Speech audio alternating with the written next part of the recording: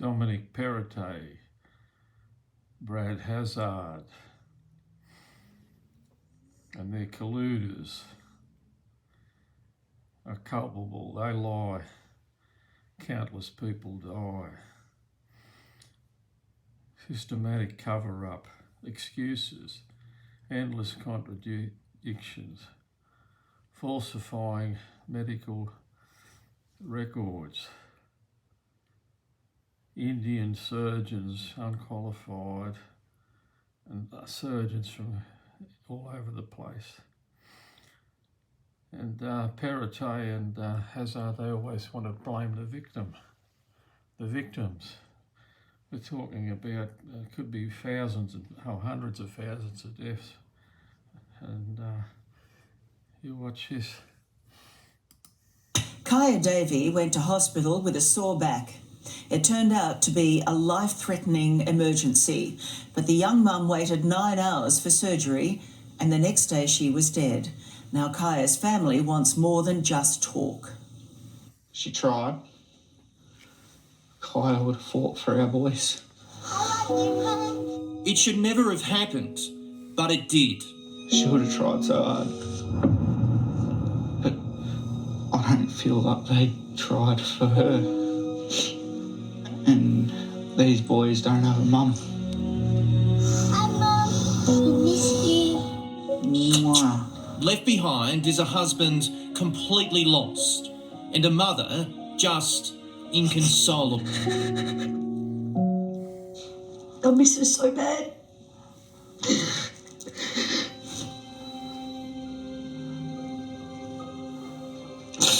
I just wanted to come home. And a family demanding more than just answers. Should your daughter have died in that hospital? My daughter should not have died at all. Kaya Davey's life had really just begun. She got a one-way ticket to Melbourne. Didn't even tell any of me, her mum, no one, just bought a one-way ticket. And my mum ended up asking me, is Kaya going home, Daniel? I said, no, don't think she is. She's staying.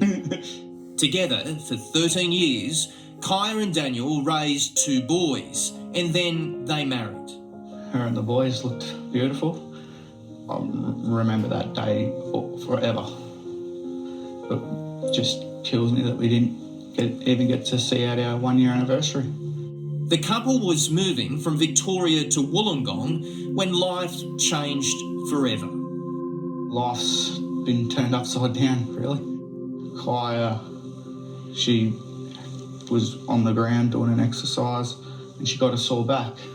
The 33-year-old went to the local Shell Harbour Hospital south of Sydney, just 2 minutes' drive from the family home. Within 2 hours of arriving, the family claims doctors found a tear in her aorta, a life-threatening emergency.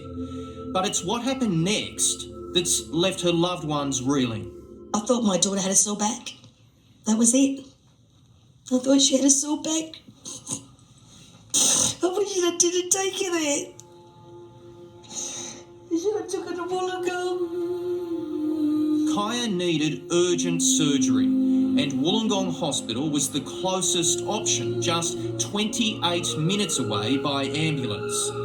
So she waited, and waited, and waited. Her family at the time unaware of how life-threatening the situation was. And my daughter was there about 1:30 at Shell Harbour Hospital from 1:30, and she didn't get into surgery until 10:46. That was precious time my daughter had. We could have driven her to Melbourne in that time. I get from Melbourne to here driving in 9 hours, and that's how long it was before she was in surgery. It would be 11 hours from the time she arrived at the first hospital before the surgery finished. 3:18 they had found that tear, and they knew they couldn't fix it at that hospital. Why was she still there till 7:15? Kaya didn't survive. They just didn't care. Why didn't they care for her? This is a place you come for help, but Kaya's family claims this hospital killed her. Looking for answers, they lodged a formal complaint and asked for medical notes. But the hospital, embarrassingly, had to admit there were none.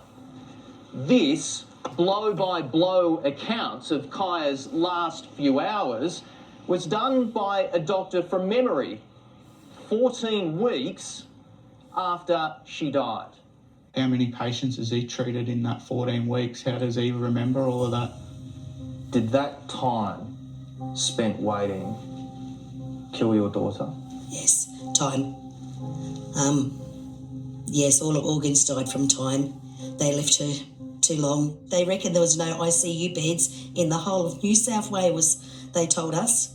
In the hospital records, littered among the apologies, are some staggering admissions. A doctor says, "My opinion was that Shell Harbour Hospital Emergency Department was not a safe place to care for this patient." A lot of sorries from some of the not doctors. bringing her back. It's not bringing my daughter back.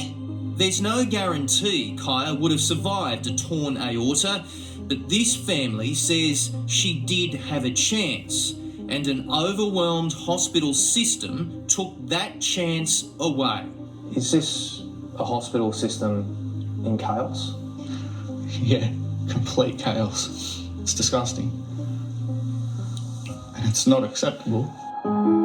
Shine Lawyers is fighting for the family. Lawyer Brielle Straney says there are more and more of these cases.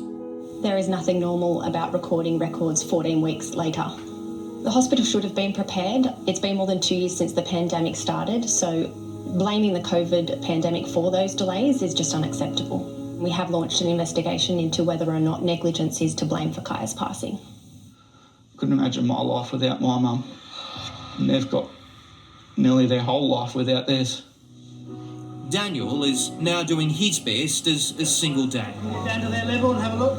Caleb and Jackson given these teddy bears and a note they've been told came from their mum.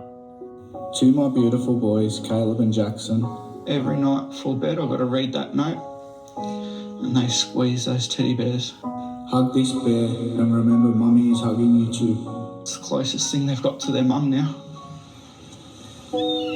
It's now been 5 months since Kaya passed, but the pain, just like her memory, isn't fading. I just want to be with her.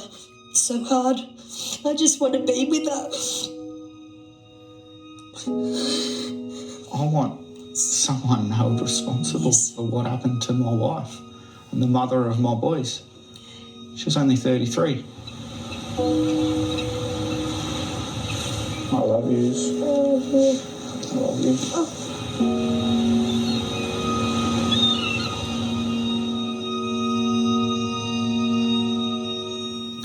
We sent New South Wales Health a detailed list of questions. They provided no explanation why Kaya waited so long and no explanation for the failures of both hospitals. In fact, New South Wales Health answered none of our questions, and Health Minister Brad Hazzard declined to comment. If they all think that'll make it go away, they should think again. Disgusting what they've done. Brad Hazzard is culpable. Amounts to murder, this. Dominic Perrottet, all of them colluding together, cause this problem deliberately. So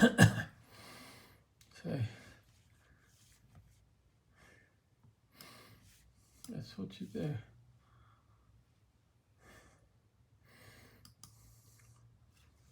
People want to open their fucking mouth, that's the problem. Oh, still.